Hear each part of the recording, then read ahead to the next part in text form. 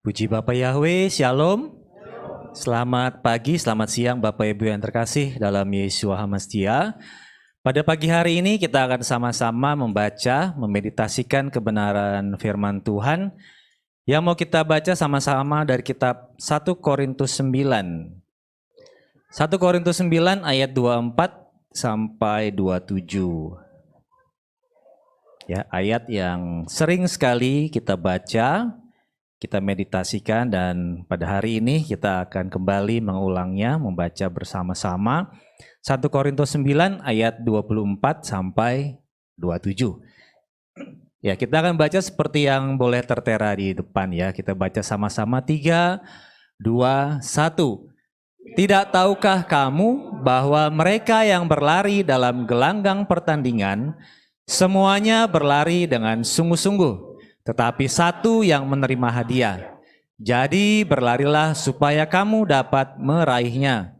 Dan setiap orang yang bertanding, ia melatih segalanya. Hal itu sesungguhnya supaya mereka kemudian dapat menerima mahkota yang fana, tetapi kita yang baka. Jadi aku berlari sedemikian rupa, bukan seperti tanpa tujuan. Aku meninju sedemikian rupa, bukan seperti memukul angin, namun aku menggembleng tubuhku dan memperhambanya, supaya jangan setelah aku berkhotbah kepada yang lain, aku sendiri dapat menjadi yang ditolak. Puji Bapak Yahweh, silahkan duduk Bapak Ibu yang terkasih. Haleluya, pada hari ini ya, kita boleh bersama-sama berkumpul di tempat ini, untuk kita boleh memuji, menyembah Bapak Yahweh ya. Dan puji Tuhan pada hari ini sebenarnya saya agak berbeban buat kita semua karena banyak sekali masalah-masalah yang boleh datang, masalah-masalah khususnya ada yang penyakit, ada yang kecelakaan ya, apapun. Tapi ya itu semuanya sudah dalam perlindungan daripada Bapak Yahweh ya. Jadi yang jatuh tidak akan sampai tergeletak ya. Jadi Bapak Yahweh tetap masih berikan kesempatan bagi kita semua. Bapak Yahweh masih tetap memberikan bagi kita panjang umur ya, supaya kita tetap, karena kontrak kita di bumi ini, di dunia ini masih tetap terus diperpanjang ya oleh Bapak Yahweh. Hal yang menjadi satu kerinduan dari saya ya, kalau saya baca dari kisah Mose Bapak Ibu, dari kisah Mose ini begitu luar biasa. Coba kita lihat dalam Ulangan 34 ayatnya yang ke-7. Coba kita lihat. Ulangan 34 ayat 7, dan Mose berumur 120 tahun ketika dia mati, namun matanya belum rabun dan kekuatannya belum hilang ya. Umur 120 pada saat itu Mose, tapi matanya belum rabun dan kekuatannya belum hilang ya. Yaitu seperti yang tadi saya bilang, kita semua masih diberikan kesempatan oleh Bapak Yahweh. Kontrak kita di bumi ini masih belum diputus, tapi ya kita melihat bahwa orang yang seperti Mose pun umur 120, mungkin secara manusia ini dia masih kuat ya.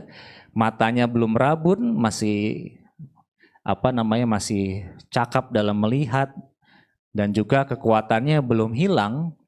Tapi kalau Bapak Yahweh sudah bilang kontraknya diputus, ya kontrak diputus. Ya, dan puji Bapak Yahweh bagi kita semua yang masih diberikan kesempatan oleh Tuhan sampai saat ini ya.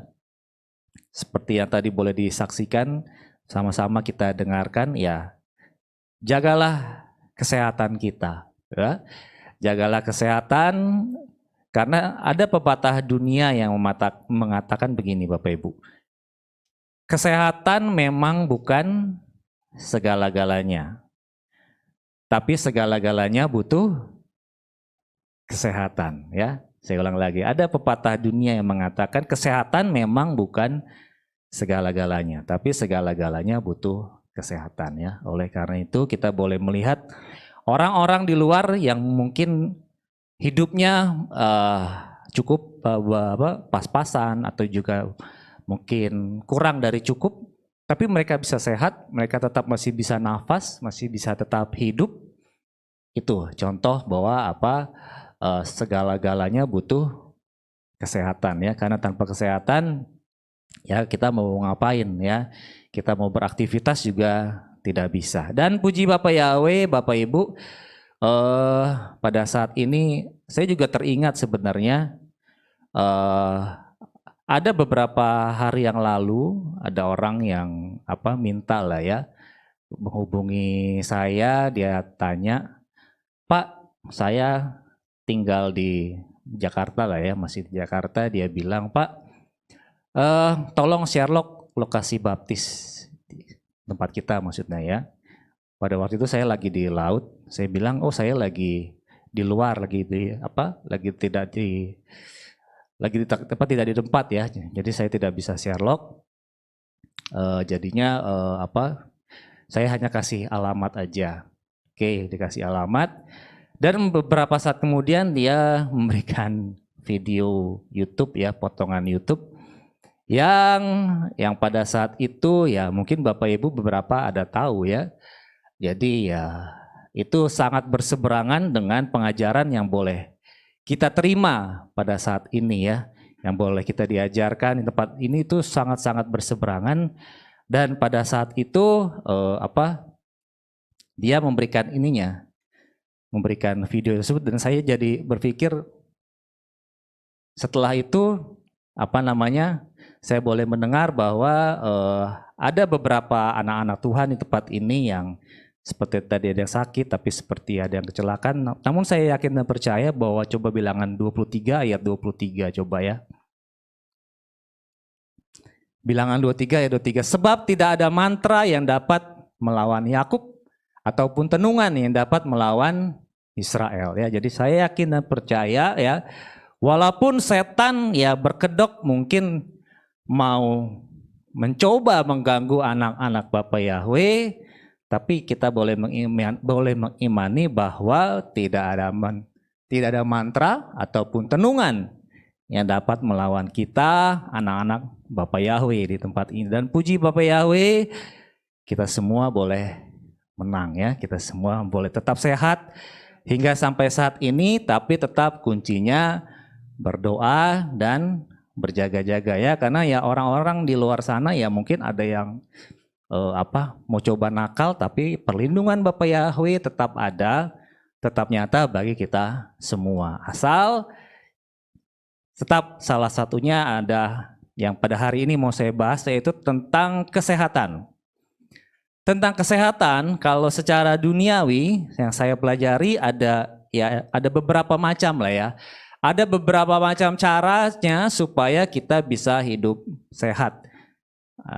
Dan di sini saya ambil hanya 4 aja. Hanya 4 kalau yang secara duniawi. 4 cara supaya kita bisa sehat. Yang pertama adalah makan makanan yang sehat, yang bergizi, yang dibutuhkan oleh tubuh. Lalu yang kedua adalah exercise atau berolahraga, ya. Lalu yang ketiga adalah istirahat yang cukup, dan keempat adalah kelola stres, ya. 4 aja. Kalau kebanyakan terlalu. Tapi seperti yang nomor 1 sama nomor 2 kan antara makanan sama olahraga itu kan sebenarnya bersangkut paut ya. Jadi hanya ada 4 cara bagaimana kita bisa hidup sehat secara jasmani atau juga secara rohani ya. Secara rohani tadi yang pertama adalah makan makanan yang sehat dan yang bergizi ya.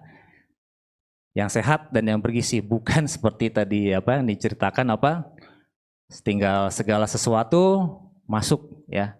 Jadi bisa dibilang dalam tanda kutip tempat sampah ya. Jadi semua masuk ke situ, yang bersih, yang kotor, semua masuk. Ya, dan kita yakin dan percaya bahwa kita semua adalah tubuhnya Bapak Yahweh, bait Elohimnya Bapak Yahweh, Dan juga kita bukan dalam tanda kutip tempat sampah. Ya, itu dahsyatnya Bapak Yahweh ya, kita sebagai anak-anak Bapak Yahweh, kita sebagai tempat bait Elohim yang sudah dikuduskan ya. Kalau orang-orang di luar sana mungkin berpikir, oh ini makanan apapun boleh masuk ya. Tetapi yang boleh kita imani bahwa tubuh kita bukan tempat sampah, tetapi kita mengeluarkan sampah ya. Makanan yang sehat, makanan yang bergizi harus masuk ke dalam tubuh kita. Bukan semua makanan yang kita maui, bukan semua makanan yang kita inginkan, tetapi semua yang dibutuhkan.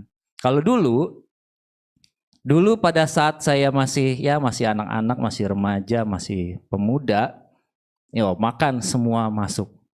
Tetapi sekarang setelah boleh melihat perkembangan dan juga kalau misalkan melakukan medical check up, ternyata ada beberapa makanan yang memang dibutuhkan oleh tubuh tetapi tidak saya konsumsi.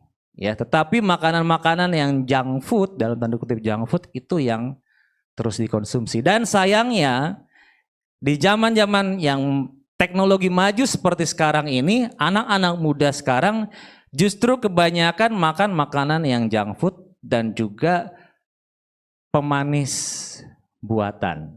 Ya, sebelum kita masuk ke ini ya, ke firman Tuhan. Banyak yang makan makanan atau juga kopi-kopian zaman sekarang kan, kopi-kopi kekinian itu banyak sekali yang sebenarnya bahan bakunya adalah pemanis buatan. Oleh karena itu nggak heran kalau anak-anak zaman sekarang ini sudah sudah mungkin cuci darah atau juga mungkin kena berbagai macam penyakit yang dulu mungkin hanya dialami oleh orang-orang tua, tetapi sekarang anak-anak yang masih kecil juga sudah mengalami penyakit tersebut. Karena apa? Makanan zaman sekarang yang banyak mengandung pemanis buatan. Dan apabila saya bandingkan tadi seperti yang contoh dalam yang tadi boleh kita baca si Mose ya, Mose umur 120 tahun, matanya belum rabun dan kekuatannya belum hilang. Kalau pada saat itu dia pasti tidak mengkonsumsi makanan-makanan seperti yang dikonsumsi oleh anak-anak zaman sekarang. Dan puji Bapak Yahweh, setelah itu kita mulai berkembang lagi. Sebenarnya apa sih yang dibutuhkan oleh tubuh kita? Ya, kadang-kadang kan orang mungkin aktivitasnya tidak terlalu banyak, tetapi yang banyak dikonsumsi adalah karbohidrat atau gula-gulaan.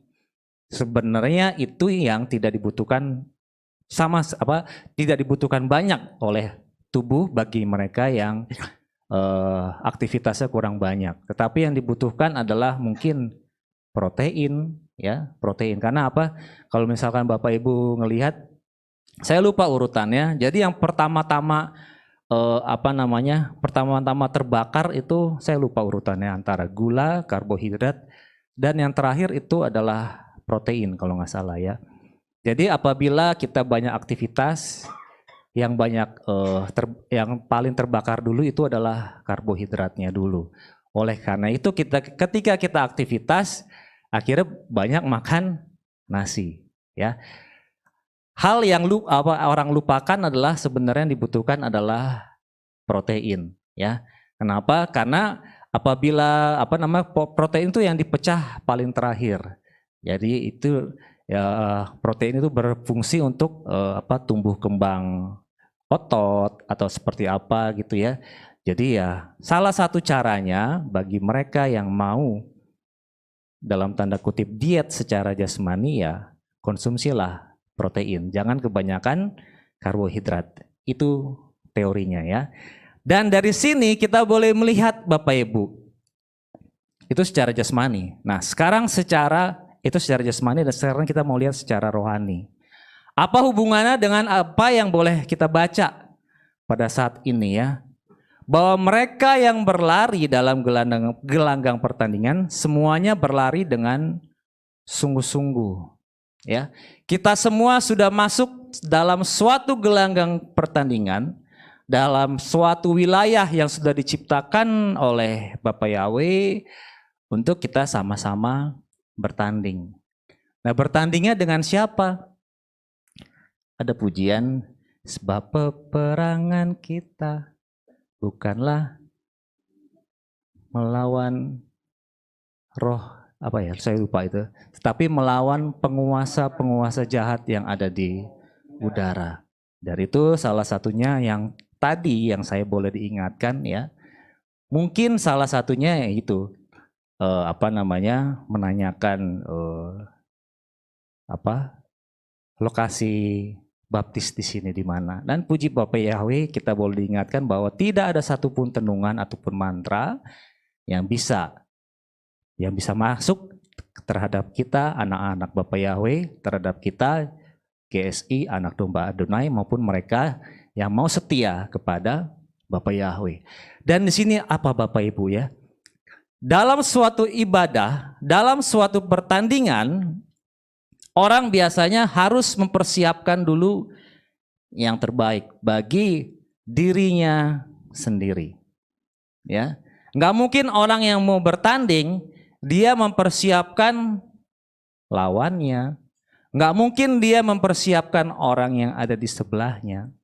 Tetapi orang yang mau bertanding dia harus mempersiapkan dirinya sendiri. Ya, oleh karena itu seperti yang kita baca bahwa keselamatan itu adalah urusan pribadi kita sendiri. Oleh karena itu, pada pagi hari ini kita boleh diingatkan bahwa kita semua yang ada dalam gelanggang pertandingan, kita harus semuanya berlari dengan sungguh-sungguh. Sebagai seorang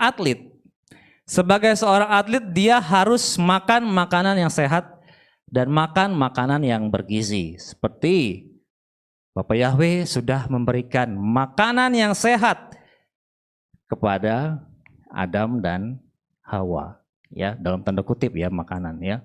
Makanan yang sehat yaitu siapa? Yeshua sendiri. Ya, yaitu apa? Buah pohon kehidupan. Ya, Bapak Yahweh sudah mempersiapkan bagi leluhur yang Adam dan Hawa, sudah dipersiapkan makanan yang sehat bergizi yaitu buah pohon kehidupan. Tetapi pada saat itu seperti yang tadi saya bilang, tubuh kita bukanlah tong sampah. Ya, jadi kita harus mengkonsumsi makanan yang sehat. Ya, coba nih kita ulang lagi Bapak Ibu ya. Coba lihat dalam Kejadian 3 ya. Dalam Kejadian 3, mulai dari ayat 1 aja deh. Kejadian 3 ayat 1. Adapun ular itu cerdik lebih dari segala binatang liar di padang yang telah Yahweh Elohim jadikan. Dan dia berkata, si ular, si binatang itu berkata kepada wanita, benarkah Elohim berfirman bahwa kamu tidak boleh makan dari semua pohon di taman ini? Ya. Lihat pertanyaannya, benarkah Elohim berfirman? Lalu ayat 2, wanita itu berkata kepada ular itu, kami boleh makan buah dari pohon di taman ini dan selanjutnya. Ya. Setan pertanyaannya, benarkah Elohim berfirman? Kenapa dia nanya seperti itu? Karena setan bukan maha tahu. Ya. Bapak Yahweh memberikan firman kepada siapa? Kepada Adam. Bapak Yahweh kasih firman sama Adam, Adam, ini di tengah-tengah taman ini ada pohon ini, pohon ini. Pohon ini boleh kamu makan, yang ini jangan kamu makan. Oleh karena itu, si ular dia tidak menerima firman tersebut. Si setan tidak menerima firman tersebut, tetapi dia binatang yang lebih cerdik dari semua binatang. Oleh karena itu dia nanya nih, dikilik-kilik dulu. bener nggak sih Elohim berfirman? Ada tanggapan dari, dan itu adalah orang yang di pihak kalau saya bilang pihak ketiga, ya, bukan kepada Adam tetapi kepada Hawa. Kalau kalau zaman sekarang mungkin bilangnya kompor, ya. Jadi dikomporin dulu nih si Hawa. Benarkah Elohim berfirman? Si Hawa bilang ada tanggapan. Setelah ada tanggapan, saking cintanya Adam sama Hawa, sama-sama terpengaruh. Ya, dari sini kita boleh melihat bahwa Bapa Yahweh hanya memberikan, Bapa Yahweh hanya membukakan firman bagi mereka, anak-anaknya, bukan kepada si setan. Jadi setan bukan maha tahu, tetapi dia mencari tahu. Oleh karena itu sering dikatakan di tempat ini bahwa setan memang rajin ke gereja untuk mendapatkan pembukaan rahasia firman Tuhan. Dan setelah dia tahu rahasia pembukaan firman Tuhan, diputar balik sama si setan. Itu yang dilakukan oleh si ular, si setan, si binatang ini kepada Hawa. Dan ini terjadi dalam suasana ibadah. Ya. Setan pada saat itu bekerja memutarbalikkan firman Tuhan pada saat ibadah. Kenapa saya katakan ibadah? Bapa Yahweh menciptakan, menaruh manusia di Taman Eden untuk bekerja. Untuk apa? Mengusahakan tamannya Bapa Yahweh. Dan seperti yang kita tahu, apakah ibadah dalam bahasa Ibrani? Ibadah atau aboda, yang artinya adalah bekerja. Pada saat Adam dan Hawa sedang bekerja, pada saat mereka sedang beribadah, masuklah si setan yang berusaha mempengaruhi anak Bapa Yahweh melalui firman, tetapi bukan karena dia tahu firman, tetapi karena dia mau cari tahu firman, dia putar balik dulu. Dan ini yang sering terjadi sekarang. Akhirnya apa? Bukan mengkonsumsi makanan yang sehat pada saat ibadah, tetapi mengkonsumsi makanan yang saya bilang junk food tadi. Atau juga mungkin zaman-zaman sekarang mengkonsumsi makanan seperti apa? Pemanis-pemanis buatan yang akhirnya membuat anak-anak kita, generasi-generasi sekarang itu pada sakit atau juga sudah kena gula, sudah kena penyakit harus cuci darah apapun. Ya. Itu. Ya, akhirnya apa? Banyak jemaat-jemaat Bapa Yahweh, jemaat-jemaat Tuhan yang dalam tanda kutip sakit imannya. Karena apa? Pada saat mereka ibadah, mereka membiarkan diri berkomunikasi sama si setan. Dan puji Bapak Yahweh, kemarin saya suka lihat-lihat Bapak Ibu ya.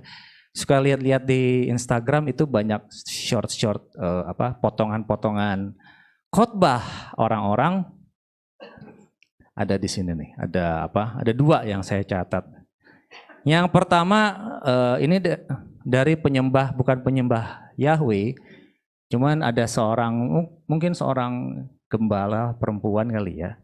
Dia berbicara tentang hukum law of attraction, atau disingkat hukum Loa. Hukum Loa atau law of attraction ini, dia bilang ini adalah sudah tertulis dari kitab suci kita. Oleh karena itu bagi mereka yang mau diberkati, lakukanlah hukum law of attraction ini. Ya, lakukanlah hukum ini karena engkau akan diberkati. Ya, dasarnya adalah dari kitab Kejadian. Pada saat Abram atau Bapak Abram pada saat itu dia menerima firman dari Bapak Yahweh, "Hai Abram, aku akan memberikan kepadamu keturunan seperti apa? Bintang di langit." Coba kita lihat dari kitab Kejadian 15.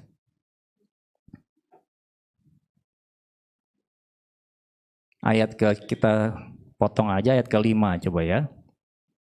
Kejadian 15 ayat 5.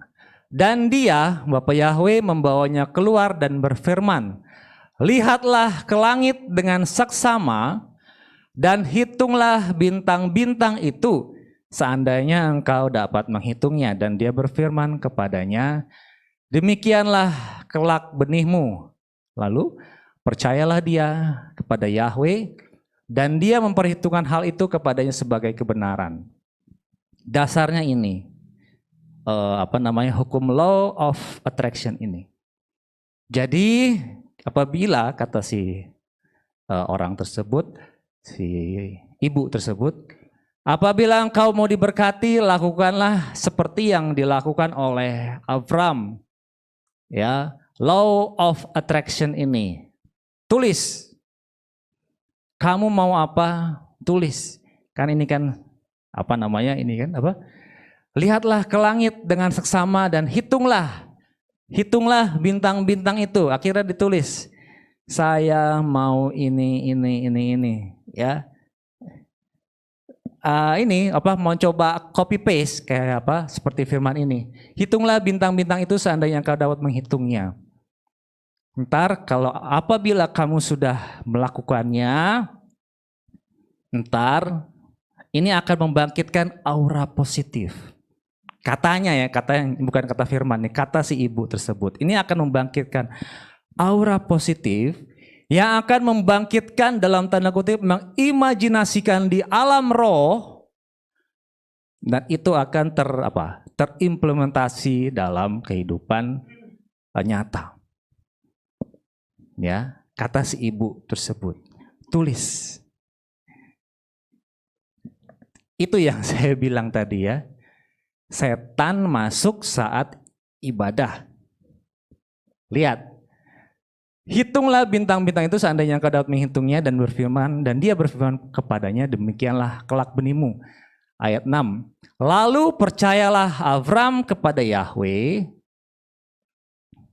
Kuncinya. Lalu percayalah Abram kepada Yahweh, dan dia memperhitungkan hal itu sebagai kebenaran. Kenapa bisa seperti itu? Ya. Pada saat itu Abram tidak nulis-nulis seperti yang dilakukan oleh si ibu tersebut, oleh si pendeta tersebut, Bapak Ibu ya.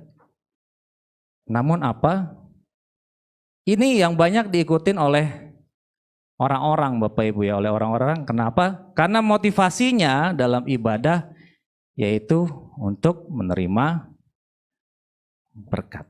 Ya, coba kita lihat Ibrani 11 ayat ke berapa ini? Nah, Ibrani 11 ayat ke 8.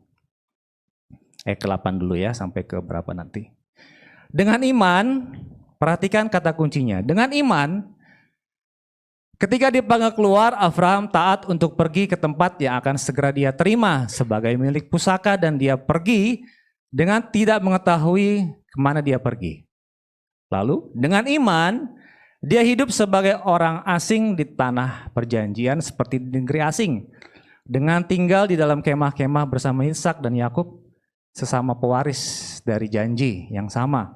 Sebab ia menanti-nantikan kota yang punya fondasi-fondasi, yang perancang dan pembangunnya ialah Elohim. Dengan iman juga Sarah sendiri telah menerima kekuatan sebagai dasar pembenihan, dan dia telah melahirkan di saat usia lanjutnya karena dia menganggap dia yang berjanji itu setia.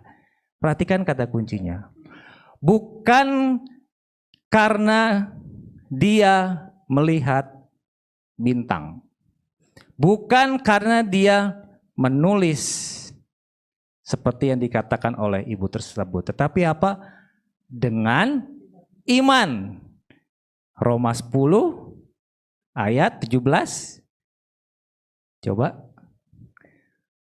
Ini yang sering dikatakan, Jadi iman itu dari pendengaran, dan pendengarannya itu melalui apa? Firman Elohim. Jadi iman Abraham muncul itu karena apa? Karena dia percaya sama firman Elohim. Bukan karena dia ngitung ini. Tetapi apa? Karena pada saat itu Bapa Yahweh berfirman kepada Abraham.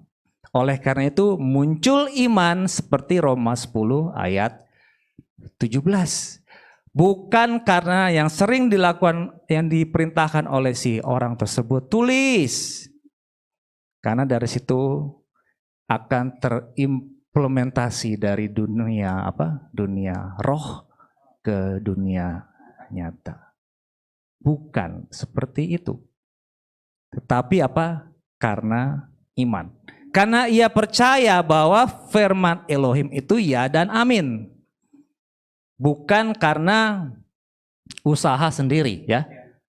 Sekali lagi, kalau kita menulis itu usaha sendiri. Tetapi apabila kita dengan iman kita percaya seperti yang dilakukan oleh Abraham ini dan juga Sarah, akhirnya terimplementasi imannya terjadi. Akhirnya muncullah Yitzhak pada saat itu, yaitu sebagai keturunan dari Bapak Abraham maupun Sarah. Ya, oleh karena itu pada saat ibadah pun hati-hati ketika kita mendengarkan firman Tuhan. Kenapa? Karena si setan pun ya itu, dia dari firman dia coba kilik orang yang tidak menerima firman. Dari orang yang tidak menerima firman dari Hawa ini dipengaruhilah orang-orang ya yang katanya pelayan Tuhan, yang katanya inilah ya orang-orang yang menerima janji firman Tuhan. Itu yang pertama Bapak Ibu. Lalu yang kedua, dua aja. Firmannya tentang bahasa roh. Bahasa roh ya. Jadi saya juga baru ngelihat Bapak Ibu ya. Baru ngelihat, jadi memang nyata bahwa memang bahasa roh itu oleh beberapa gereja itu diajarkan. Ya, diajarkan oleh pendetanya. Dia mencontohkan, pokoknya lucu kalau dilihat, karena saya kalau misalkan ngomong agak susah. Jadi mungkin Bapak Ibu pernah melihat ada orang yang berbahasa roh akhirnya di copy paste dan itu diajarkan sama jemaatnya seperti mama gitu kan. Itu diajarkan ke jemaat. Dan itu akhirnya satu jemaat berbahasa roh seperti itu. Ya. Seperti yang kita ketahui bahwa coba lihat 1 Korintus 14. Salah satunya bahasa roh ini kan karunia Bapak Ibu ya. 1 Korintus 14 ayat ke 12. Demikian pula kamu, karena kamu adalah para penggiat roh-roh, berusahalah meraihnya supaya kamu dapat berkelimpahan bagi pembangunan gereja. Oleh karena itu, siapa yang berbicara dengan bahasa lidah, biarlah dia berdoa. Ya, perhatikan. Siapa yang berbicara dengan bahasa lidah, biar dia berdoa supaya dia dapat menafsirkannya.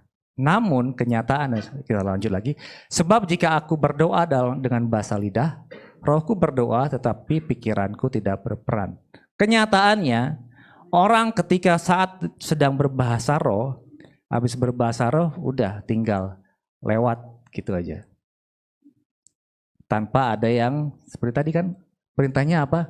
Harus berdoa supaya ada yang bisa menafsirkannya. Kalau diajarkan dalam jemaat, ya berarti tidak ada yang berdoa, ya, supaya apa? Supaya keren-keren aja gitu kan, supaya keren, supaya kelihatan, oh ini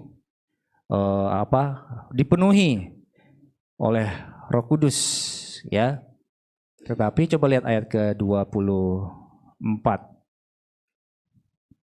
Jangan kita jadi batu sandungan sendiri.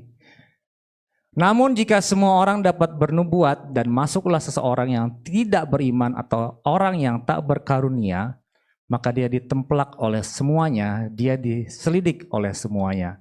Dan dengan demikian hal-hal yang tersembunyi di hatinya menjadi nyata. Dengan demikian pula dia akan menyembah sambil tersungkur di hadirat Elohim seraya mengaku bahwa Elohim sungguh-sungguh ada di antara kamu. Kalau ada yang menafsirkan, kalau ada yang mengartikan. Tertemplak, kenapa? Karena ada roh Elohim di situ. Tapi apabila hanya diajarkan begitu aja, hanya dalam tanda kutip pemanis dalam ibadah, ya seperti tadi saya bilang, banyak pemanis buatan dalam makanan-makanan sekarang ini, ya. Oleh karena itu bahasa roh yang hanya diajarkan hanya sebagai dalam tanda kutip pemanis dalam ibadah, bukan menjadi berkat, tetapi malah menjadi penyakit, ya. Oleh karena itu tadi saya ulang-ulang kembali, ya. Tubuh kita adalah bait Elohim. Titik.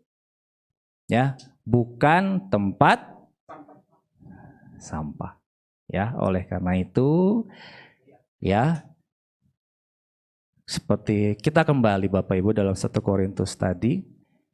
Karena itu aku berlari sedemikian rupa bukan tanpa tujuan.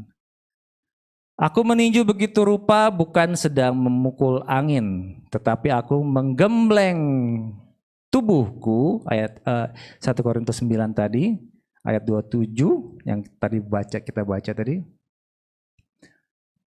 Namun aku menggembleng tubuhku dan memperhambanya, ya. Oleh karena itu pada saat itu si Paulus dia tidak kasihan terhadap dirinya. Kenapa? Dia menggembleng tubuhnya, ya. Dia menggembleng tubuhnya yang pada saat itu mungkin dia sebagai seorang yang dulu dia sebagai orang yang ahli Torah, tetapi sekarang dia harus melakukan, dia harus memperkatakan hal-hal yang bukan dari kehendak dirinya sendiri, tetapi dari kehendak Bapa Yahweh. Coba Roma 7 ayat yang ke-15. Nih, Roma 7 ayat ke-15. Sebab apa yang aku kerjakan, tidaklah aku ketahui. Karena bukan apa yang aku ingini, aku perbuat, tetapi apa yang aku benci, aku lakukan. Ya, sama seperti hidup kita tadi, ya. Saya tidak mungkin dalam kehidupan kita, saya tidak suka sayur. Saya tidak suka protein. Saya tidak suka makanan sehat. Tetapi Paulus tadi berkata apa? Coba lihat. Bukan apa yang aku ingini. Yang aku ingini mungkin yang gurih-gurih. Yang aku ingini mungkin yang manis-manis, yang renyah-renyah. Bukan apa yang aku ingini, aku perbuat. Tetapi apa yang aku benci, aku lakukan. Ya. Oleh karena itu, antara keinginan roh sama keinginan daging itu bertolak belakang, ya, berlawanan. Oleh karena itu, ya, ini yang mau sehat, ayo sehat rohani, sehat jasmani, lakukan keinginan rohnya Bapa Yahweh, ya. Bukan apa yang kita inginkan, tetapi yang aku lakukan bukan apa yang aku inginkan, tetapi apa yang aku benci.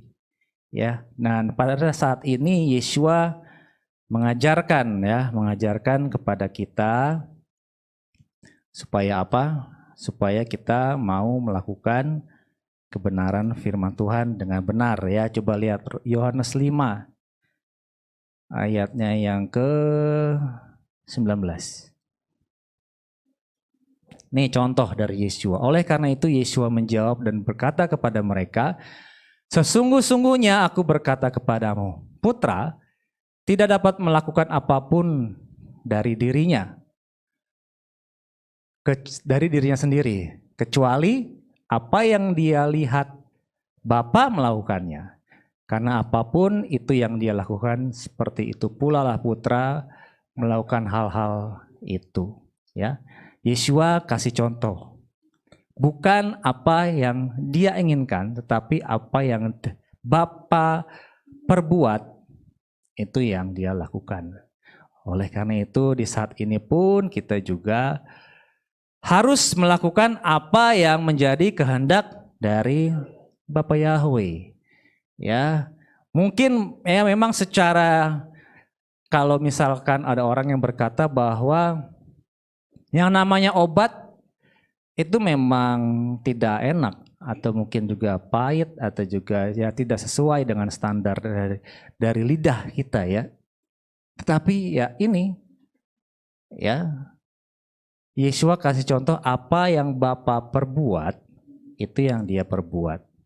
Ya, bukan apa yang saya rasa enak itu yang saya perbuat. Oleh karena itu pada saat ini ya, kita harus berhati-hati Bapak Ibu. Ketika kita beribadah, ketika kita memeditasikan akan firman Tuhan, ya di situ ada pihak ketiga yang berusaha juga mencuri nih. Mencuri firman Bapak Yahweh seperti yang apa? Sering sekali diberitakan dari tempat ini bahwa orang-orang yang banyak yang menamakan diri sebagai orang Kristen, dia sungguh bangga seperti yang sering diceritakan di tempat ini.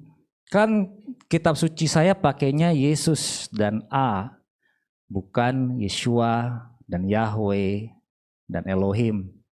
Dan ya dari situ akhirnya setan juga berusaha giring si Hawa nih, Hawa, kasih tahu dong sama si Adam, kasih tahu dong sama gembalamu, kalau kamu pakai Yahweh, pakai Yeshua nih jemaatnya pergi nih. Ya, akhirnya si Adam tergiur sama si Hawa, akhirnya si gembala tergiur sama si jemaat. Akhirnya ya udah deh, sama-sama makan buah pengetahuan baik dan jahat. Akhirnya apa? Pembukaan firman Tuhan tidak terjadi ya. Mungkin banyak orang tadi kan kita memuji Bapa Yahweh, apa? Anak Yahweh, Yeshua namanya. Mungkin orang di luar juga, oh kok anak Yahweh? Namanya Yeshua ya. Mungkin ada orang yang ada di luar, ini penyembahannya gimana sih? Tuhannya kok ada dua, ada Yahweh, ada Yeshua, ada Roh Kudus, udah gitu anak Yahweh lagi. Ini gimana ya? Coba ini belum sempat, tadi baru saya kirim di grup ya Bapak Ibu. Ntar coba bisa dilihat sendiri. Dalam Yohanes 1 ayat 1. Ya, coba lihat Yohanes 1 ayat 1. Tadi saya juga baru lihat tadi begitu baca. Oh iya ya. Pada awalnya ada firman. Sampai situ dulu ya. Pada awalnya ada firman. Coba lihat. Kejadian 1 ayat 1. Ya, tadi pada awalnya ada firman dari Yohanes. Sekarang dari Kejadian, pada awalnya Elohim. Mulai nyambung? Ya. Dari kitab Kejadian, pada awalnya Elohim ... Yohanes mengatakan pada awalnya ada firman. Dari kitab Kejadian yang boleh kita baca Bapak Ibu ya. Coba kita komplit. Pada awalnya Elohim menciptakan langit dan bumi menjadi tak berbentuk dan hampa, dan kegelapan ada di atas permukaan samudera raya, dan roh Elohim ada mengeram di atas permukaan air. Lalu Elohim berfirman. Pada awalnya Elohim berfirman. Kalau di Yohanes, pada awalnya ada firman. Kalau kita lihat dalam bahasa kita tidak kelihatan jelas, apalagi misalkan kalau kitab suci kita yang pertama adalah Kejadian. Lalu dalam Kejadian 1 ayat 1 pada awalnya. Lalu dalam kitab Yohanes pada awalnya. Kalau kita baca dalam kitab berbahasa Inggris, Kejadian adalah Genesis. Lalu Genesis 1 ayat 1. In the beginning, ya, Kejadian, pakai bahasa kita ya, Kejadian pada awalnya. Pakai bahasa Inggris, Genesis, in the beginning. Kalau dalam bahasa Ibrani, kitab Kejadian itu adalah Bereshit. Kitab Kejadian judulnya Bereshit. Lalu Kejadian 1 ayat 1 tertulis Bereshit bara Elohim. Ada hubungan antara judul sama Bereshit bara Elohim. Pada awalnya Elohim, ya, dalam Kejadian 1 ya. Jadi apa? Kita kembali ke Yohanes 1 ayat 1 tadi. Pada awalnya ada firman.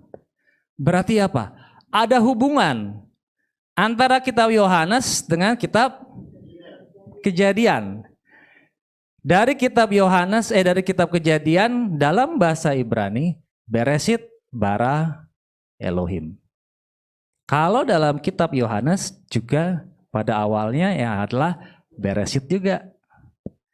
Jadi pada saat itu Yohanes juga sedang menghubungkan antara Elohim yang tertulis dalam kitab Yohanes dengan Elohim yang tertulis dalam kitab Kejadian atau Bereshit itu sama.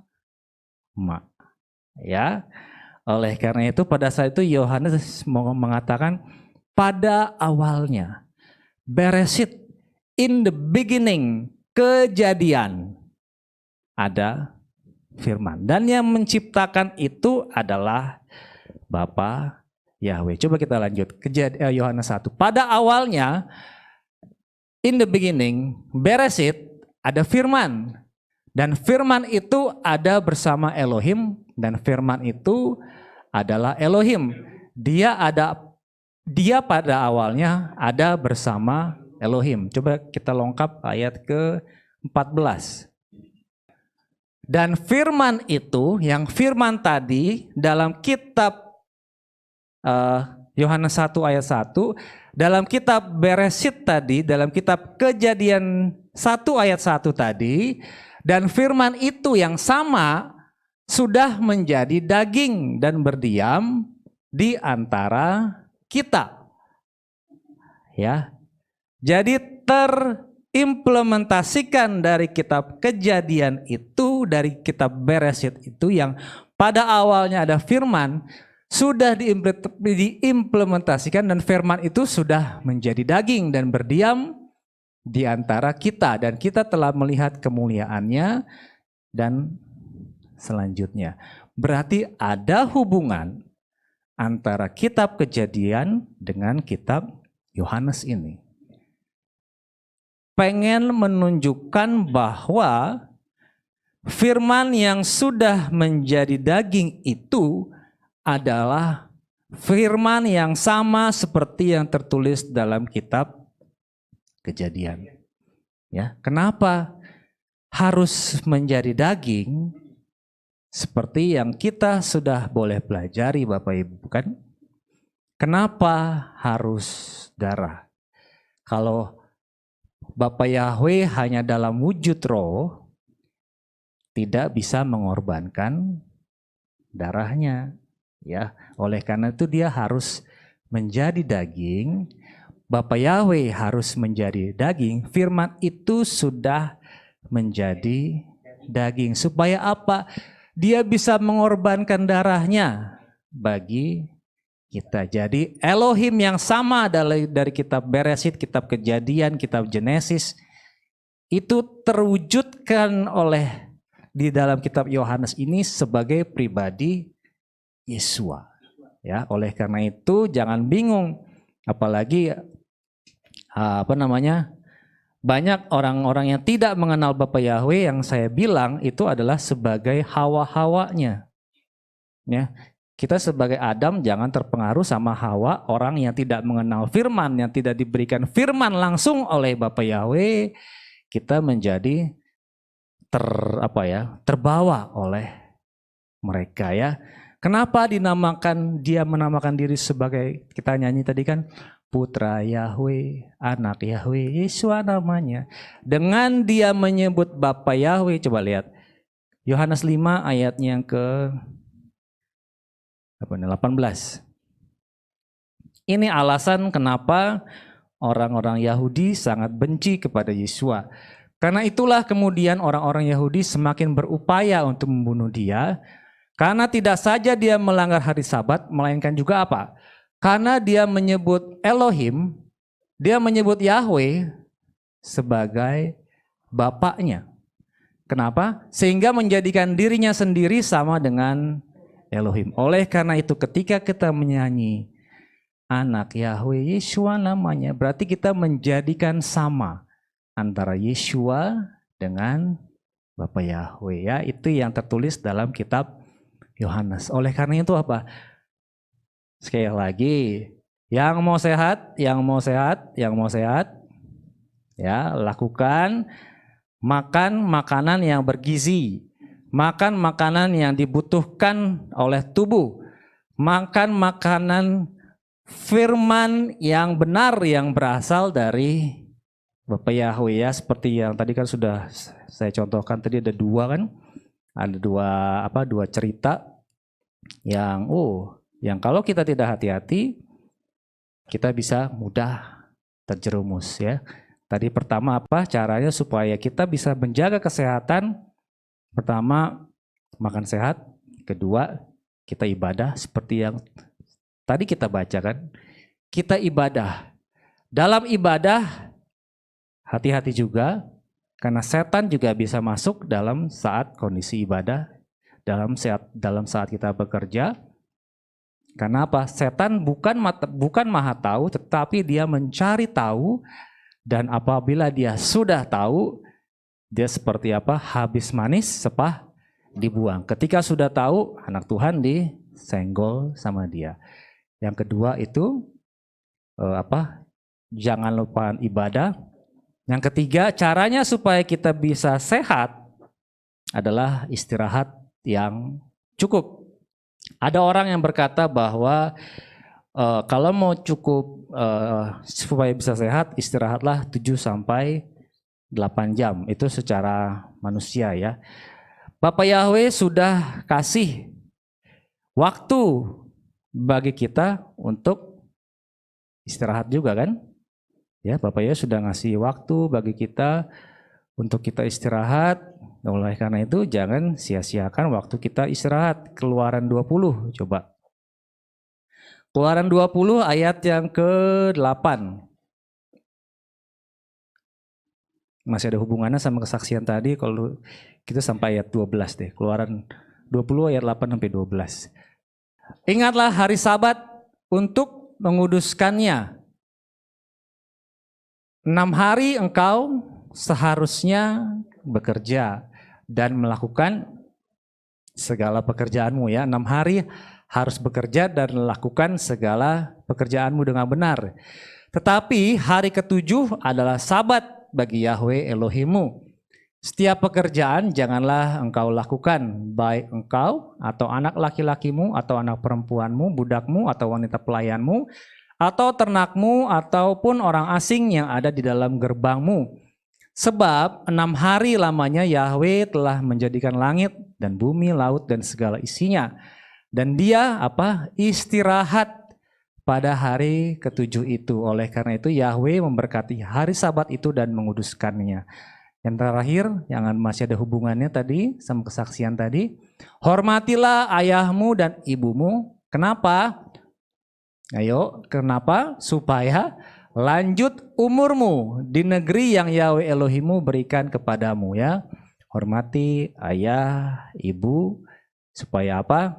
Supaya kontraknya tidak dipotong oleh Bapak Yahweh. Ya ini kalau misalkan dalam perusahaan Bapak Ibu ya, mungkin ini sudah dikasih SP1, SP jangan sampai SP3 ya. Kenapa? Bapak Yahweh tetap setia sama firman ya. Kita yang masih memiliki orang tua, hormati ayah ibu supaya panjang umur di negeri. Ini kata Bapak Yahweh ya, bukan kata saya ya. Dan juga dari ayat 8 tadi dari ayat ke 11, sebab dalam 6 hari Yahweh telah menjadikan langit dan bumi, laut dan segala isinya, dan dia beristirahat ya. Bapak Yahweh aja istirahat ya. Bapak Yahweh aja istirahat. Tuhan segala Tuhan, Raja segala raja aja istirahat. Ini ciptaannya nggak mau istirahat ya. Tadi yang pertama saya bilang, tubuh kita bukan tong sampah. Yang kedua, yang mau saya katakan adalah tubuh kita bukan mesin. Ya. Tubuh kita bukan tong sampah dan tubuh kita bukan mesin. Kalau mesin, spare partnya masih bisa banyak dicari di toko-toko. Kalau kita ada yang rusak, spare partnya kalau barang bisa diinden.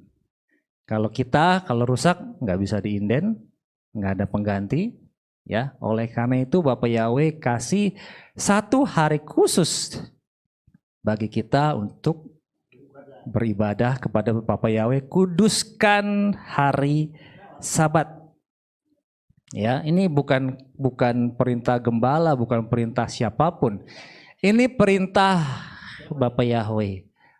Kita nggak tahu, ya. Dan pasti di balik setiap perintah yang Bapak Yahweh berikan bagi kita pasti ada manfaatnya.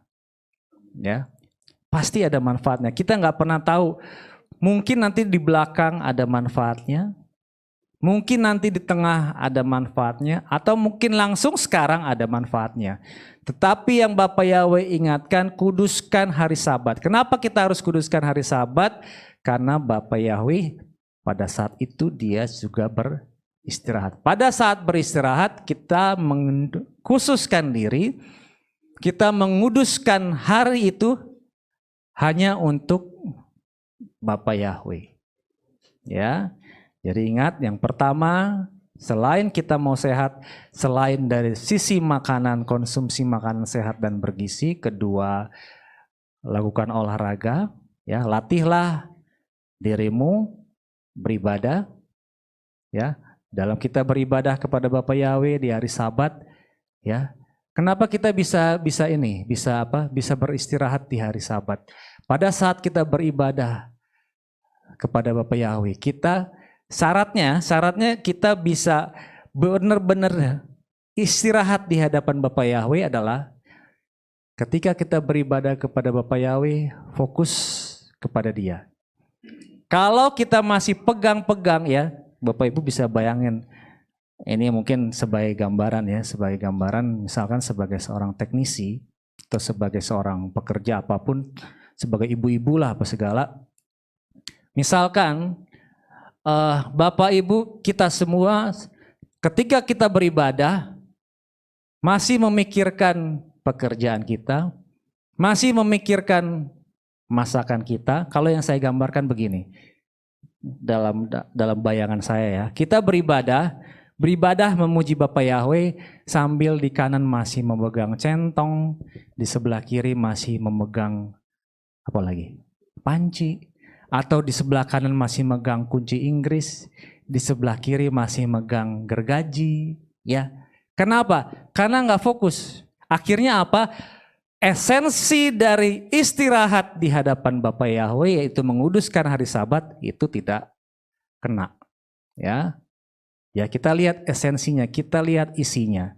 Ya, oleh karena itu mungkin orang berkata, oh saya kalau beribadah Sabat saya malah rugi. Kenapa rugi? Karena di kanan masih bawa ceban, di sebelah kiri masih bawa, ya pokoknya duit-duitan lah Bapak Ibu ya. Tetapi yang diajarkan pada saat ini istirahat, ya benar-benar istirahat. Lupakan segala beban kita, lupakan segala masalah kita, beban-beban kita, tetapi fokus hanya kepada Bapa Yahweh. Yang poin ketiga tadi adalah istirahat. Lalu yang poin keempat adalah tadi yang saya catat, supaya kita bisa istirahat, supaya kita bisa sehat. Ya, supaya kita bisa sehat, yaitu kelola stres. Nah, mungkin orang, oh saya sudah sudah istirahat full. Ya, seperti yang saya bilang, badannya istirahat, tetapi yaitu fungsi daripada mengelola stres yaitu pikirannya. Secara jasmani mungkin kita bisa oke.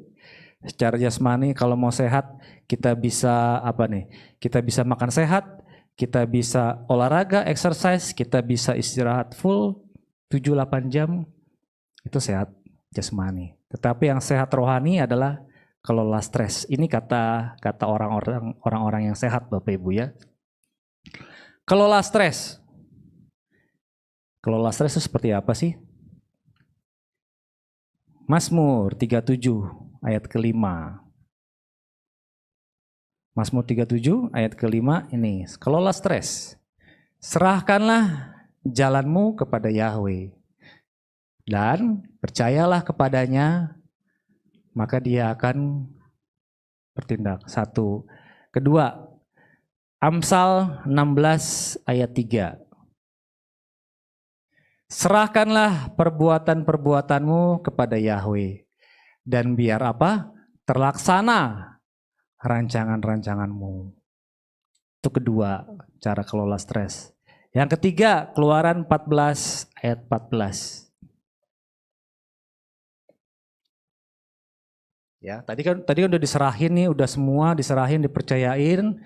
Nah, yang terakhir, Yahweh akan berperang bagimu dan kamu akan diam saja. Ya, kalau orang hanya akan diam aja, kira-kira stres apa enggak? Enggak. Ya, itu cara mengelola stres secara rohani. Pertama, serahkanlah perbuatanmu kepada Bapa Yahweh, maka rancanganmu akan terlaksana. Yang kedua, serahkan semua rancangan-rancangan kita, masa depan kita ke dalam tangan Bapa Yahweh. Yang ketiga, percayalah bahwa Yahweh akan berperang bagimu dan kamu akan diam saja. Ya, itu adalah ya yang saya saya sangkutkan antara kesehatan secara jasmani yang bisa dilakukan oleh orang-orang, yang tips-tipsnya ya ada 4. Pertama, makan makanan sehat bergizi, makan firman yang benar, ya beribadahlah yang benar. Kenapa? Karena saat ibadah pun si pihak ketiga juga sedang mencari sumber-sumber kebenaran untuk bisa diselewengkan. Yang ketiga apa? Istirahat yang cukup.